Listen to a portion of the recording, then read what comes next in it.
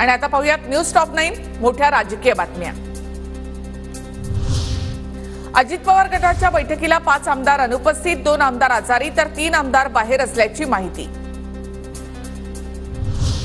सध्या माझ्या मोबाईलचा वापर वाढलेला आहे, शरद पवार गटातील इनकमिंगच्या प्रश्नावर जयंत पाटील यांचं उत्तर।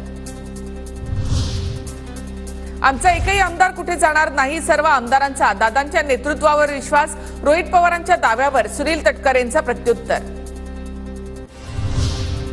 अपक्षाला पिपाणी चिन्ह नसतं तर सातारा लोकसभेची जागा आमचीच होती, साताऱ्यामध्ये भाजप कॉपी करून पास, सुप्रिया सुळेंचं वक्तव्य। अपक्षांना देण्यात आलेल्या पिपाणी या चिन्हामुळे प्रत्येक मतदारसंघात शरद पवार गटाला सरासरी 25,000 मतांचा फटका, जयंत पाटील यांचं वक्तव्य।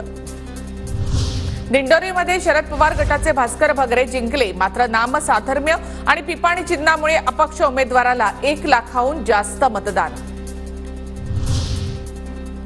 उपमुख्यमंत्री देवेंद्र फडणवीस दिल्लीमध्ये दाखल, फडणवीस आजच मोदी आणि शहांना भेटण्याची शक्यता, उपमुख्यमंत्रीपद सोडण्यावर चर्चा होणार, सूत्रांची माहिती।